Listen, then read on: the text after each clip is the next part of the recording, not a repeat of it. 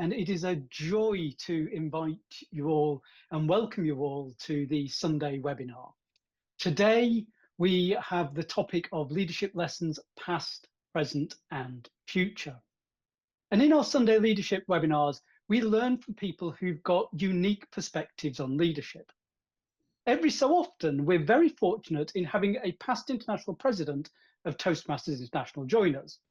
But today, I think, is unprecedented because we've got two past international presidents of Toastmasters International with us. We're going to learn from them and have an opportunity to ask them questions. As Nick said in the introduction, if you have questions for our speakers today, please send me a message in chat. When we get to that point in the agenda, I'll ask the questions of the speakers for you, and we will do our best to cover as many questions as we possibly can. One of the special things that we do in District 71, because we love words and expressions so much, is we have a poet in residence. We have a poet in residence because it helps us reflect. It helps us honour people and events, and also raise our expectations and aspirations to loftier goals. With that, Prince, I see you connected. So over to you for your poem specifically for this occasion. Prince. Hello. Thank you very much. Give me a thumbs up if you can hear me. Perfect. Thank you very much. So this is a poem I wrote called What Does It Mean to Be a Leader? I hope you enjoy it today. What does it mean to be a leader? Well, some say you must be bold. Authority is what you must hold. Under pressure, never fold. Be decisive or sometimes cold. And some say you must be kind. You must illuminate and find. You must give sight to the blind and bring solutions to unwind the mind. And well, some say you must delegate. Give jobs to the best candidate. Tell others what to do and know the birthday of every single member of your crew. And some say you must have passion, a heart on the sleeve kind of fashion. You must have that charismatic traction that makes people want to take action. Some say you must have compassion, love thy neighbor as yourself. Give all your love and all your wealth and focus on others and not yourself. The number of books I can't even count, an incredible number and a large amount, all telling the rules on how to lead, to plant the seed and grow a tree, but your journey is not like mine. Each path is a different vine. A leaf from your book may help me too, but we must nurture our own roots to push through. So what does it mean to be a leader? Well, I think that question should be, what does it mean to be you? Find your voice. Quiet all the noise. Let your heart guide your choice. In your integrity, you should rejoice. For to be a leader is to be true to you, to bloom, to discover your purpose in life, and to pursue it through every fight of life. So I ask you once again, what does it mean to be you? Thank you very much. Thank you very much, Prince, for setting the tone and helping us reflect on what we've got today. I'm now going to introduce three people. The first is past international president and distinguished Toastmaster, Ted Corcoran. Many of us know and love Ted. We know him as the Irish Oracle because he has this amazing ability to seem to know every district, every club, every person, and he has an incredible memory. In his career, he worked as a manager for safety in Irish Rail before becoming a management consultant. And in the Toastmasters world, he was the first European to be elected as international president of Toastmasters International. He served in the years 2003 to 2004. He's the father of the Distinguished Club Programme and has written a few books, including The Definitive History of Toastmasters in the UK and Ireland. I'd also like to introduce past international president, distinguished Toastmaster and accredited speaker, Dilip Abayasekara. Dilip was born in Sri Lanka before moving to the United States for his higher education. There he studied chemistry, and as an industrial chemist and then a lecturer, he pursued his career including gaining 3 patents. He joined Toastmasters 39 years ago. And one of the things he did whenever he moved job or location was he found a new Toastmasters club. Within Toastmasters is where he learned about finding his voice and joy for speaking, including becoming a finalist in the World Championship on 2 occasions. He is also a published author and a published poet. He currently lives in Lancaster, Pennsylvania in the USA. The third person I would like to introduce is going to be moderating this conversation and leading our conversation with our 2 past international presidents. She is our very own immediate past district director for District 71 and distinguished Toastmaster Elizabeth Jordan. She herself is actually an industrial chemist by training, and she has done tremendous things for our district, including leading us to be select distinguished in the past Toastmasters year. Now that I've done my introductions, I would like to hand over to Elizabeth to lead the conversation. Elizabeth. Thank you very much, distinguished Toastmaster Steve Campion. And I am feeling very privileged because tonight I'm sitting with an oracle and a philosopher. So we are definitely going to be in for a fantastic evening. As I said, I do not want this to be an interview. This is going to be a conversation. And it's a conversation because leadership is so important. It's important all the time, but at this time of the year, we are electing leaders and leaders are stepping up. And I can think of no 2 people in the world who are better placed to help inspire our audience. I've got a whole long list of questions, but we only have 30 minutes. I'm going to ask you both the same question only because we want to get the different perspective. So let me start at the beginning. And I'm going to start with you because you're on the home team, PIP TED. Tell us about your first leadership role in Toastmasters. Well, that's very easy, Elizabeth. I had made a fool of myself at a residents' association dinner where I couldn't remember the grace to start the meal. And later that year, I saw a letter in the evening paper about a new Toastmasters club. So I said, I must go along and see what it's like, but I won't get involved. I went along. There was a number of people there. There was a short meeting. Mr. Barrett, who had written the paper, organized the Toastmasters, organized the venue. He went to the restroom. He was away for 2 minutes. While he was away, a man came to me whom I didn't know and said, we're forming a committee. Will you do president? I said, yes. And that's how I started. Simple as that. That is so wonderful because some people think they have to wait years and years to become a president, but you've shown us what it means to step up. Yes, but I'd like to say a big thank you to a man called Dick Hassan from the Malahide Club, because the Malahide Club, which is about sort of five miles, no more than that, away from where we meet in Sutton, he came along and did vice president education for the year.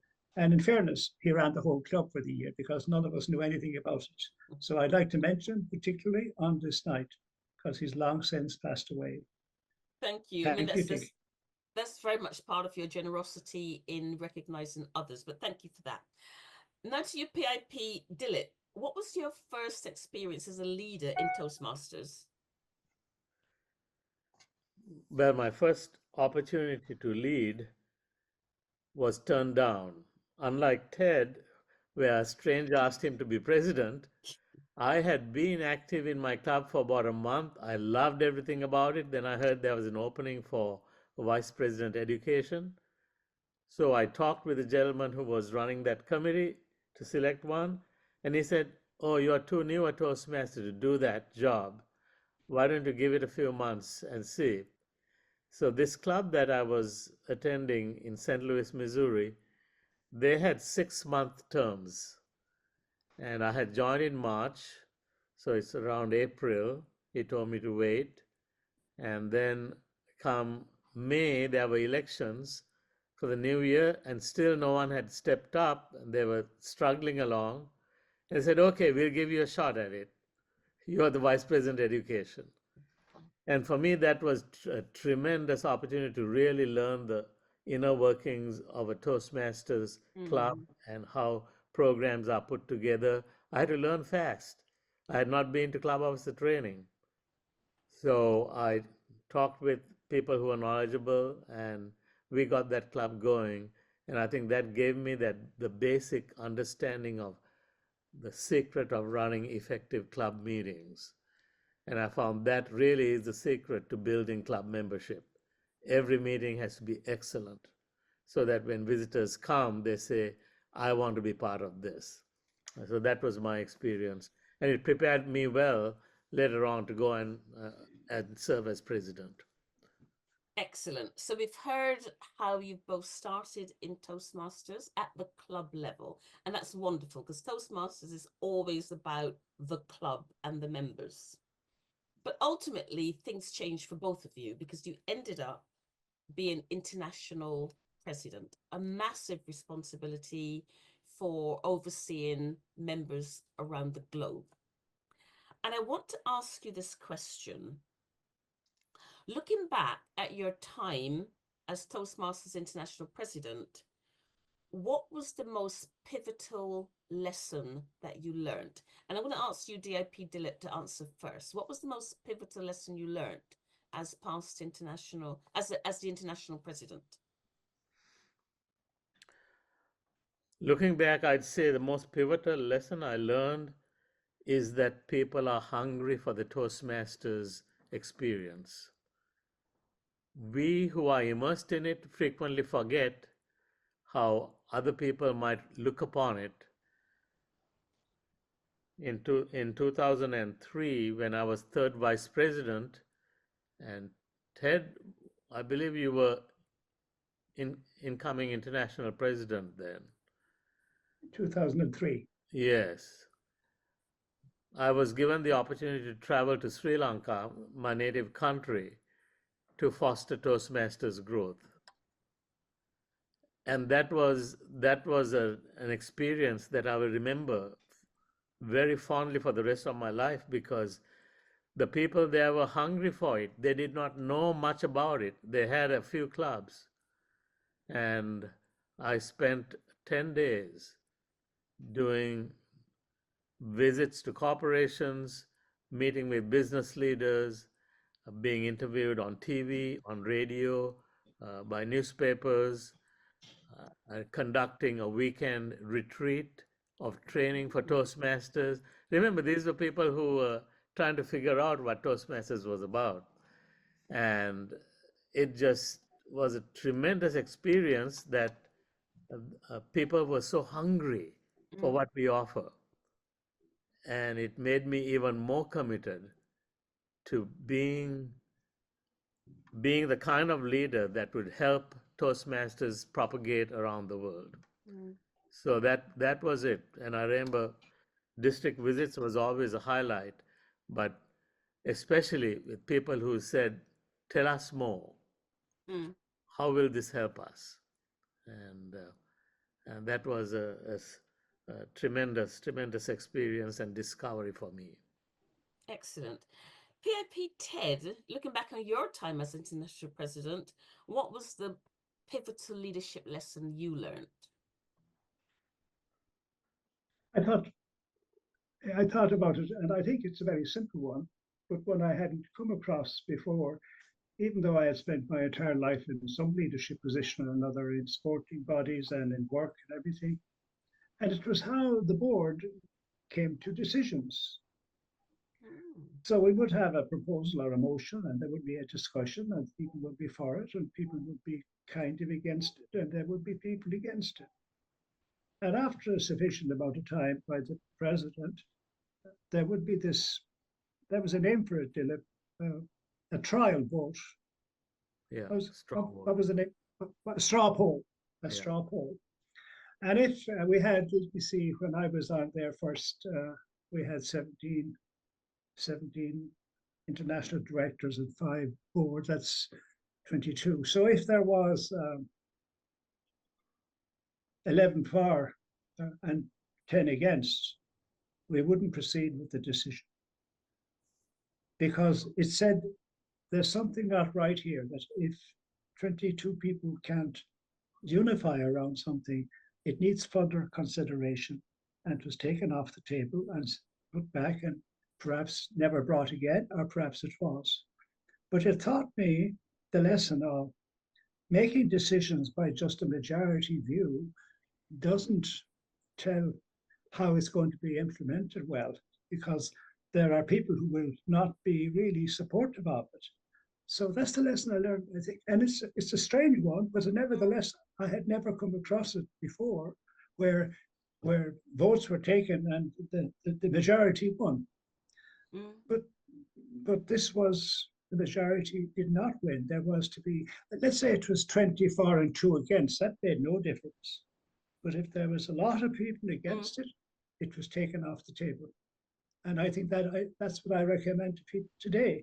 If you have to make decisions in a voluntary organization, or indeed even in a work organization that is that divisive, it doesn't bode well for its implementation. Back to you, Liz. Okay, fantastic conversation. We could have a whole discussion about that, but we're going to move on because that's in the past, and we're going to now move forward into the present and your leadership lessons. The world is a very different place. There are geopolitical alignments, there's technological changes, there is so many different things. And my question to you both, I'll start with you, PIP Ted, is how do you think Toastmasters is staying relevant in today's world, in today's rapidly changing world? How is it staying relevant? Well, I think it has ticked all the boxes. We went from a very old learning program to the Competent Communicator Manual, which I'm proud to say I chaired the committee that came up with it in February 2003. And I remember a side story about it, because when the Education Committee, which I chaired, brought the motion back to the board of the whole, and of course it was accepted immediately. But a gentleman, I think his name was Bob Baxter, he was from Connecticut direction. He was on the board at that time. And he said, but hold on a second, he said, why are we calling it the Competent Toastmasters program? We're a communication business. And that's how it got its Competent Communications name. But the strange thing was, one person out of 22 was the only person who noticed that, and he changed the whole thing. So never be afraid to speak up. But back to your question. Well, okay, then we decided, after I was well and gone, and so was Dilip, that in the early 2010s we would have a more what's the word? A more technological version. And that's where Pathways came from. So I think that Toastmasters has moved with the times. Some people feel that we move too fast, and they bemoan the fact that there's no competent communicator anymore. But I think that we've had to move. Whether, in fact, it would be a good idea to bring back some form of the competent communicator might be worth considering for people who are starting off. But we've gone where we can have conferences online, we can have speech contests online, we can have world finals online. I can't see how far more we can go in the technological era that we haven't already done. The problem is that the older members, like myself and others, technology is a bad word. And you can see them writing on Facebook about this, that, and the other thing that doesn't suit them. But we have to appeal to the younger people. And the younger people who come to my club have no bother whatsoever in adapting to Pathways. Back to you. Thank you. And PIP Dilip, how do you think Toastmasters is staying relevant in today's rapidly changing world? Well, you said the key words rapidly changing. In the old days meaning pre-2000, Toastmaster board meetings were held 3 times a year. There was a February meeting, August meeting, and then November or October. That was a model that was okay for that time. But fortunately, the executive committee of Toastmasters realized that we had to change. We had to be able to meet more frequently, be more agile, be more flexible, have meetings called with short notice if necessary, because the times demanded it, and have our board meet more frequently than 3 times a year. We cannot have an effective international organization with that old model. So we have changed. I know that the board meets far more frequently than they did when I was active on the board. And also, I think the communication between the CEO and the president, between the president and the members of the executive committee, between the executive committee and the board, happening much more frequently. And so they have adapted to the rapidly changing world, and they are adapting. We also hired people to serve on the World Headquarters staff with certain skill sets that were non-existent in the 1980s and 1990s, right? We are getting educated people who understand technology and the kind of skills that are needed to run an effective international organization, and we are going after them. So that many changes have been made and continue to be made so that we are relevant for today's world. Yes. Back to And you. I think the important point also, sometimes we don't changes thrust upon us, because COVID, no one saw that coming. Right. And Toastmasters had to pivot very, very quickly to remain an organization. So we absolutely have to stay relevant and focused. So looking to the future, we've done the past, we've done the present, looking to the future. We've got, how do you think, we touched on it a minute ago, but I'm going to pursue it. How can Toastmasters evolve better to prepare the younger leaders for a global, multicultural world?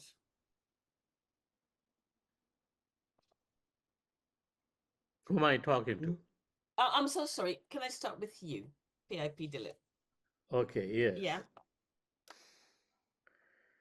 How can we be more effective as we prepare our leaders younger for the leaders, future? yeah, Yes. for the global leadership, a global multicultural world, yeah. Yes.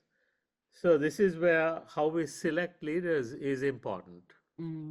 How we groom them and train them and prepare them to be effective is important. And I believe for us to be effective, it can't be just at the board level. It has to be all through the organization. So that from the club level itself, we are looking for leaders who have a global viewpoint. It's not always possible, but usually, it's at the board level that we are very, very strict about having people who can think strategically, who have an ability to cross cultures and borders and connect and communicate.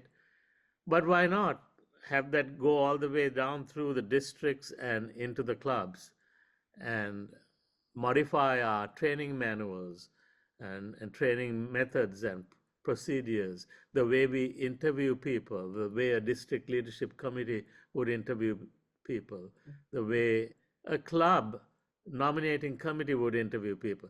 We must influence all the way through and not simply keep it at the board level. I think we need to infiltrate our entire system with an idea that we are preparing people to be successful, yes, in their roles currently, but also in their viewpoint, their vision, their strategic thinking, their ability to serve people of all kinds and all creeds and cultures in an effective way so that we build a truly global family of Toastmasters that can advance Ralph Smedley's dream. Thank you. PIP Ted, how do you think Toastmasters can evolve better to prepare young leaders for this global multicultural world?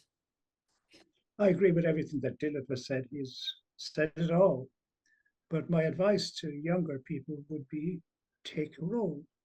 The reason that by the time I became the international president, I had been the chair of so many organizations. And each time I learned something more about leadership. So it's about taking on roles in clubs initially.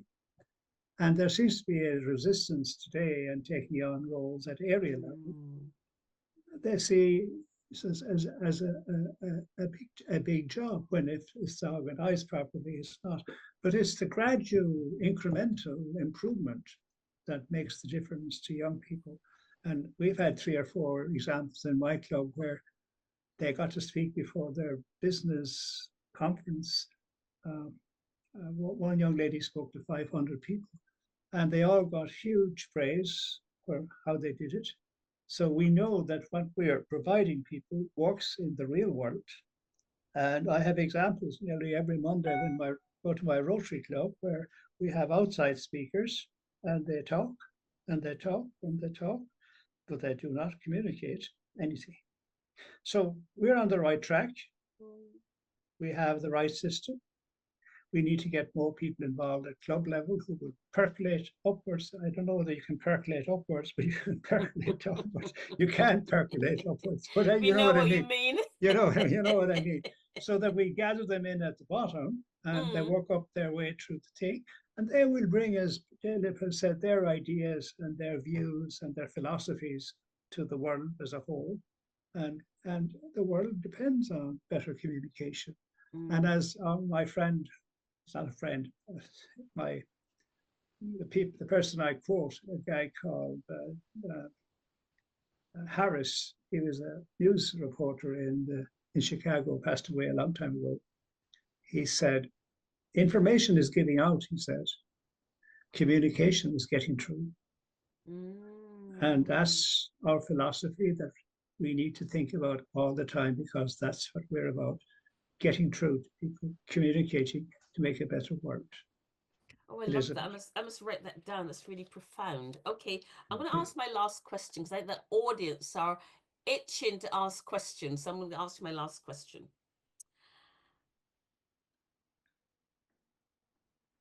And I'll ask you two questions. So I want short answers to these two. What decision you made during your stint as international president, looking back, had a greater impact than you anticipated?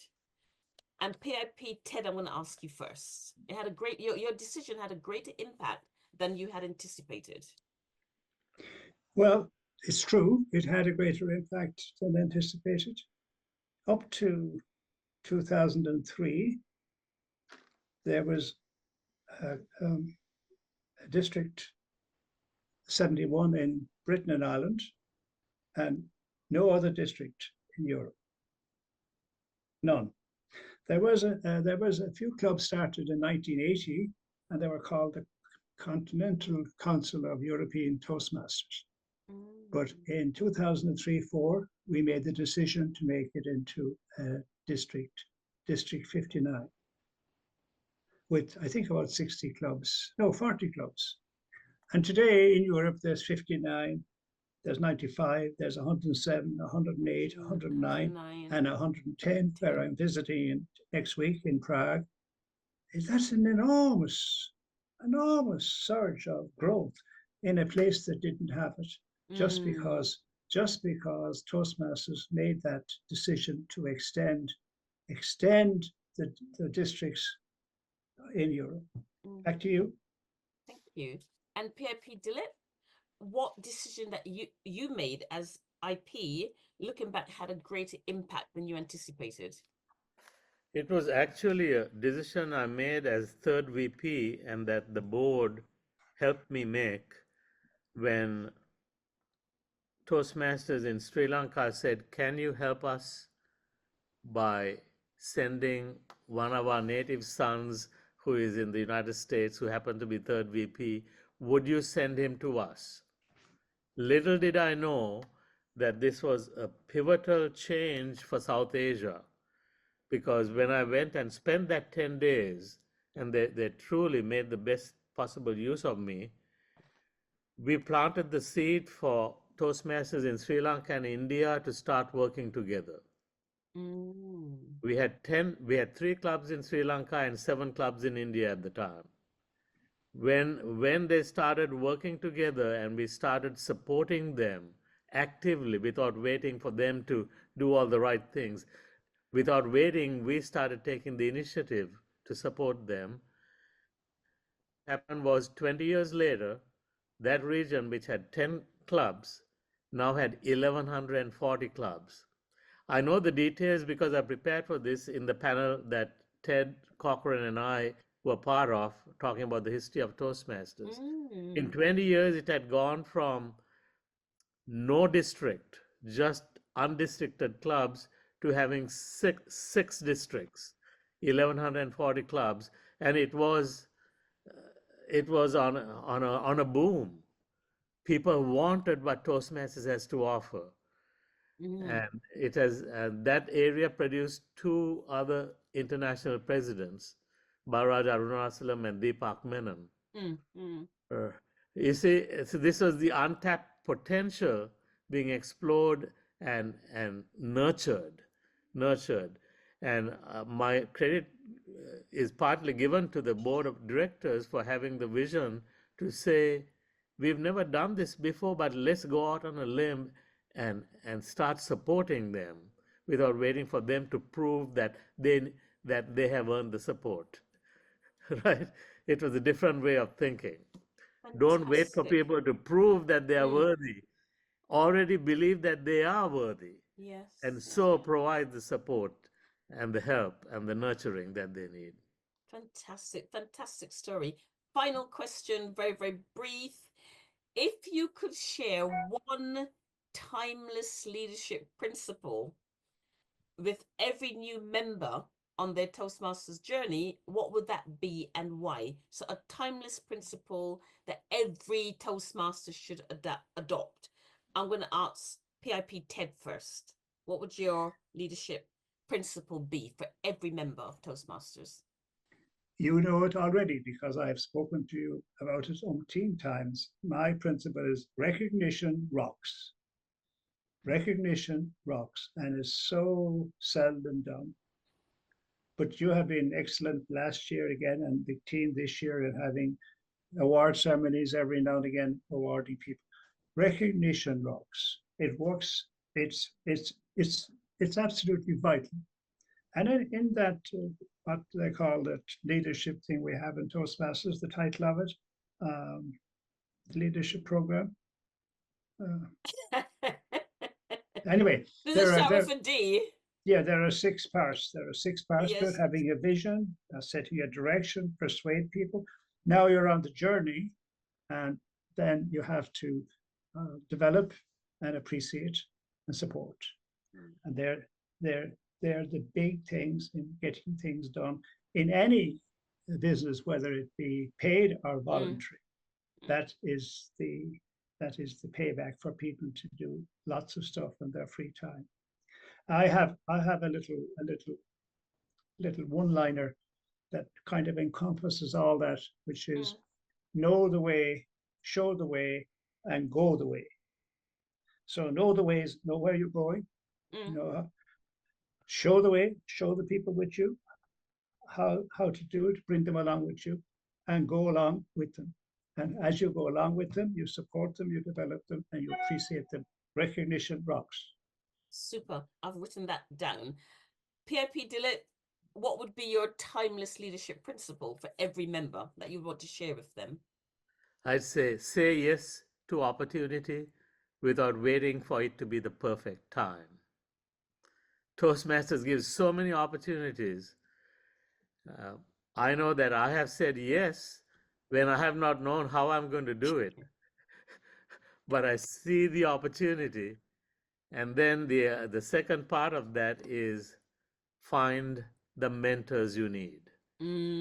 I have been blessed greatly by amazing mentors. Ted Corcoran is one of them. When I was running for district governor, I remember a conversation we had on the phone. He was running for the board, and here I was talking with Ted. I had heard of him, and I just felt instantly bonded to this man who gave me some priceless wisdom that I used in my year to turn our district around, which had been a failing district for 4 years, to President's Distinguished. Part of that I credit Excellence with program, including the Club Excellence program, I remember. that's the one. That's the That's- one that turned it around. Yeah, That's the one. yeah. And there were other mentors like past international president Ted Wood, who was a tremendous influence for me. But say yes when the opportunity is there, even if you feel like you're not quite prepared, you don't have everything organized. But say yes, and then learn from mentors and and and strive to do your very best. And could Yeah. I add one thing to Dilip's?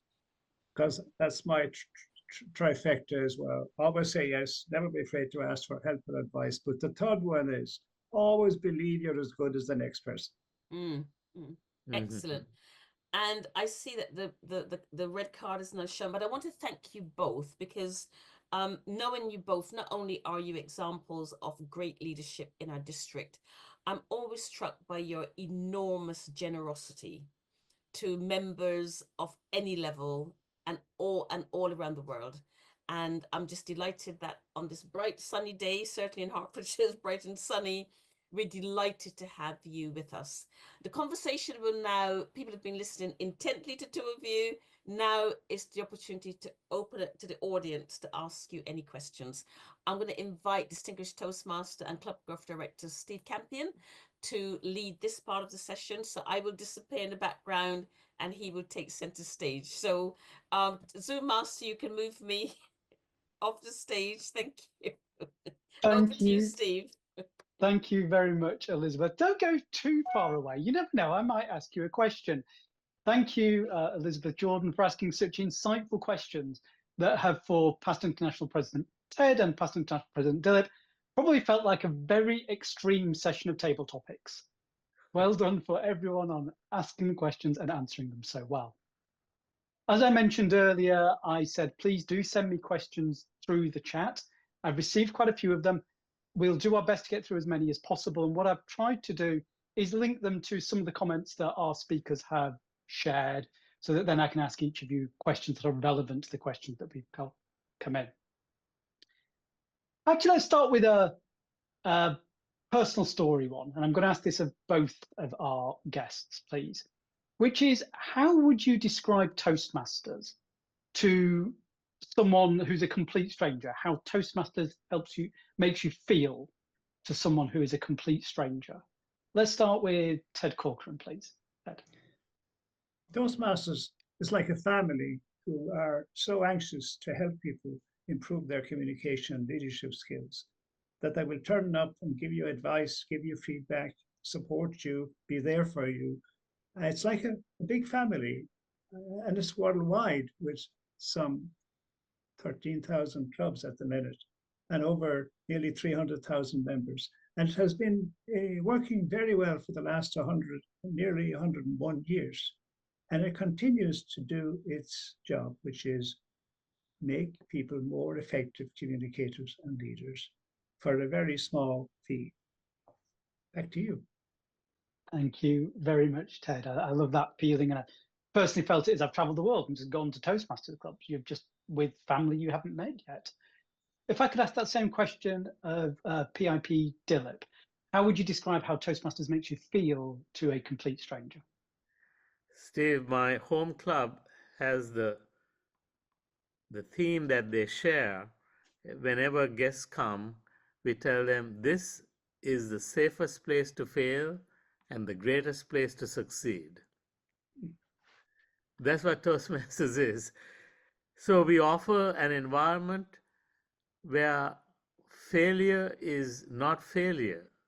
Failure is an opportunity to continue to grow in the midst of support and encouragement that you will only get from people who are like family. We are, as I love that family theme that Ted talked about, we support each other. We are different from so many other organizations where you have to prove you are good enough. We believe you're already good enough. And you don't have to prove anything, but we want to prove that you are capable of becoming the best you can be. And so this is a communication and leadership building organization that recognizes the capacity of every human being to rise to the heights that they set for themselves. So that's how I would describe it. Thank you. I love your way of describing it as the place to explore, to try things, and that you're already good enough. You just don't know how to be better yet. Or maybe, you can learn that on this journey. I think it's wonderful. I also find it fascinating for both of you that you both took on club officer roles when not many people were telling you how to do the role. And I think there's a lot of lessons to be taken there. Just raise your hand, be brave, and do things. Another question actually I'd like to ask of you, PIP Dilip, is about resilience and change. I know this is a topic that you're interested in and you've spoken about. Our clubs, our members, our entire organization is continuously going through change. How do we encourage people to develop those skills of resilience and adaptation? Well, I think what's most important is that we have leaders who exemplify the kind of behavior that is needed. People learn not so much by being told, but by being shown. And leaders who exemplify resilience will propagate resilience among their members and their clubs. Resilience is difficult to pin down. It's that tree on the hill that is being shaken by hurricane winds, and it just bends and shakes and still remains there. And then on the other side is the strong oak that says, I will not break, I will not bend, I will remain strong in the face of this wind, and it cracks and breaks. Whereas the other tree continues to wave in the wind and say, I'll be adaptive, I will be flexible, I will be agile, I will find a way, right? But my concern about a lot of clubs being online is that people learn leadership best by being in the presence of good leaders. And if all that you're seeing is a face on a square in your screen, and that's your Toastmaster Club experience, there are limits to what you will learn. I believe that we have a leadership or lack of people rising up to leadership because we have removed some of that interpersonal, interconnectional nature of in-person club meetings. So I'm very much in favor of encouraging all clubs to have in-person meetings. My club is an in-person club. We have typically about 20 people at a meeting, and we always have visitors because of the constant advertising and also the word of mouth. People are proud of their club, so they are happy to tell their neighbors and their co-workers about it. So again, it's that example of leadership given. That's what I believe is very critical to growing our leaders. Thank you. And actually, could I ask a very similar question of PIP Ted? How do you think we can all encourage people to adapt to change? You spoke about the change to the Competent Communicator Manual, and then obviously the change to Pathways. There's continuous change in our organization to adapt to the needs of the world. How can we best help people manage that type of change? Well, most times change is imperceptible. If you go to your first meeting of the year in July, it won't differ very much from the first meeting a year ago. But change happens. But I think the driver of all that change is success breeds success. Success breeds success. When people are successful, they feel able to tackle whatever is coming up, whatever change there is, without any problem. And that's, I think, where we need to concentrate. And as an example, I managed to persuade TI to issue a recognition email every year for the distinguished clubs around the world, because my club did it after COVID, and it was such a success. I said, gee, Toastmasters could actually do that. So I spoke to Dan Rex, and he said, yeah, good idea. So every August, this email comes out recognizing and thanking the club for its award. But lo and behold, of the first year, when I spoke to more than 40, 50 people around the world, because a lot of people talk to me, as you know, around the world, I asked them, they'd never heard of it, even though the immediate past president of his or her club had received this email. And that was year 1, 22, 23, 2023 the same, 2024 the same. I asked people this year, people running for the board from a distinguished club, was that email read out to the club? No. Because when you have a success in your club and everybody feels part of it, then they're all with you in the journey for change, because it is imperceptible, but they're all with you. They move along with you to the end. So success breeds success. Please, please never forget it. Yes. Thank you. I couldn't agree more about the importance of that type of recognition. And when people work together to achieve something, there definitely needs to be celebration, recognition, acknowledgement, and keep doing even more of it. Yes. In fact, this brings on to a topic of adaptation and change. And obviously, since the world of COVID, lots of clubs have gone online, lots of activities have gone online, a lot of business activity is online now. And this creates a situation where we end up with maybe a mismatch of things. Some things are online, some things are in person, some things are here, some things are there. I'm going to come back to Dilip. This is based on a question that's just been submitted. Do you think there should be distinct tracks of online Toastmasters and everything related to Toastmasters being online and in-person Toastmasters?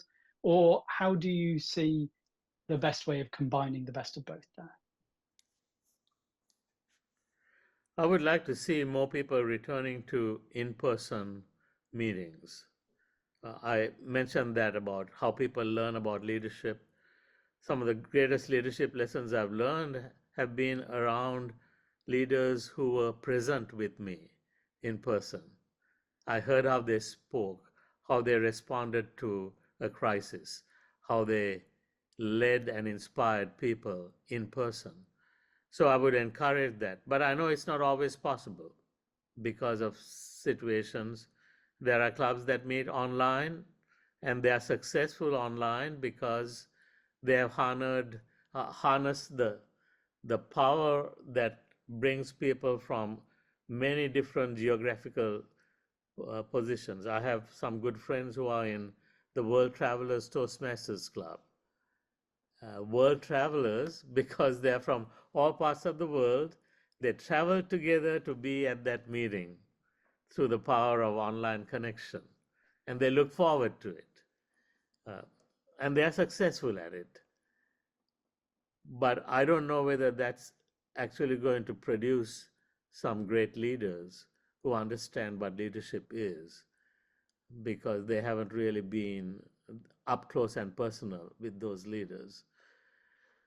So how my club tried the mix of online and in-person, what do you call it? The hybrid, that's right. Hybrid meetings. Hybrid meetings really require another level of competency with the technology and competency with connecting the two.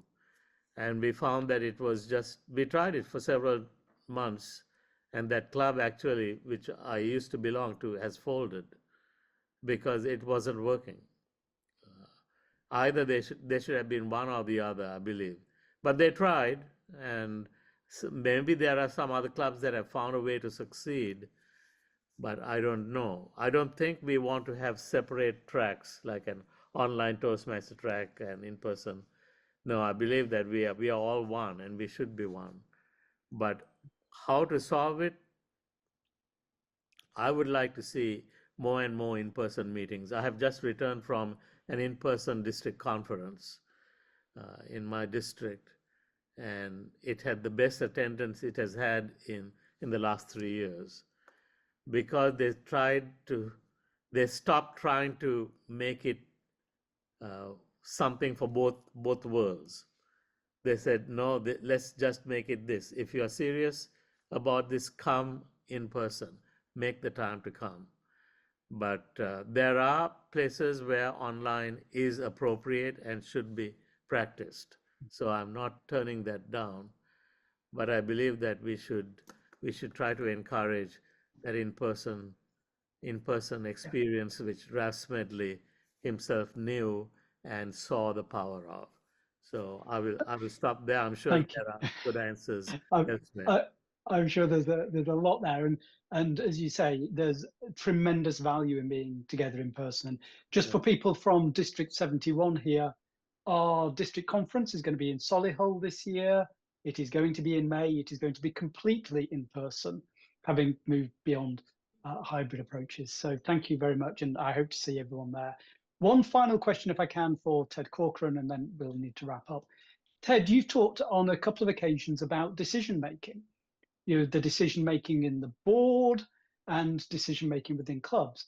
How can we encourage more people to get involved in making good decisions for their clubs and their districts?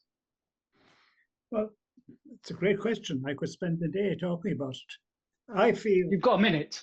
All right. Well, first of all, running a Toastmasters club is not like launching a space shuttle, right? So if you have the why and the desire, the information is there, left, right, and center from people who will help you. But if there is no desire, then you're wasting your time, because it's just like that. And so many clubs have fallen to that. They just come together. And I saw a club in very near where Dilip is, in District 83, that this year alone has, are you all sitting down with a glass of water? Has registered 91 educational goals. 91, including 40, number 6. So it all starts with wanting to do it correctly and having the desire to do it. And if you do that, help is there for you everywhere, left, right, and center. My club went back to hybrid straight away after COVID. No ifs, buts, just straight, because we value the togetherness, the family feeling. We're all in this together. Back to you. Thank you very much, Ted. And once again, to echo that point, it's about that feeling of connection, that we're in it together. I'm glad you mentioned District 83. That's where I started my Toastmasters journey. So it's a strange, small world. Yes, well, you were suspended for the first time. Long story there, Ted. Yes, no, I started in District 83 before moving to 71, where my heart is definitely here. At that point, I heard from a very, very wise man that recognition rocks. I believe we need to recognise the contributions of our past international presidents here, and also our immediate past district director. And to do that, I would like to hand over to our district director, distinguished Toastmaster Danny Banks. Danny. Thank you, Steve, our host. What an evening. What knowledge, information, wisdom has been conveyed. Anybody on the call who is thinking about their future in Toastmasters, well, you've had a masterclass tonight on what you need to do. You both, PIP Ted and PIP Dilip, started in the club as an officer and then rose to international president. So it's as far as you want to go, really. That's their message. And what wisdom? Information is getting it out and communication is getting through. The safest place to fail and the best place to succeed. Know the way, show the way. Wisdom for us all to use both in our clubs and in our everyday jobs and careers. And we've been given a tour of the history of Toastmasters from past to what Ted and Dilip think is the future for the organisation. So all in all, you've had an amazing evening of knowledge that you can use in your clubs. Think about your future, expertly chaired by Elizabeth as panel chair and asking some insightful questions, and to Steve as well for moderating that discussion. So without doubt, anybody on the call who is reflecting on their journey in Toastmasters, to take on board what PIP Ted and PIP Dilip have said about going ahead, getting mentors, taking opportunities, please think about it and reflect on the wisdom of two people who have dedicated a large amount of their life to this organisation and have seen it through some major changes over the last few years. So I would like to thank PIP Ted and PIP Dilip for an inspiring evening. And I would like to say to everybody who's on the call to take up Dilip's advice and to say yes to opportunity, even if you're not sure what you're going to do or how you're going to do it. So thank you both. Thank you, Elizabeth. Thank you, Steve. And thank you, everybody who's attended tonight. Please have a safe evening and back to our host. Thank you very much indeed, Danny, for those kind words of wrapping them up. For me personally, I've just got a few more people to thank, because although I have the joy of being the host of these events, they do not happen on their own. There is an amazing team that works together wonderfully to help these events happen. I would like to thank Nick Collins, our Zoom master, Matty Bean, our district timer, Elizabeth Jordan, whose brainchild is the Sunday leadership webinars. Thank you also to Prince for inspiring us and getting the event started. And finally, thank you again to past International President Ted Corcoran and past International President Dilip Abayasekara. It is a joy to have you here, and we very much hope to see you all again at the next Sunday webinar. Thank you very much.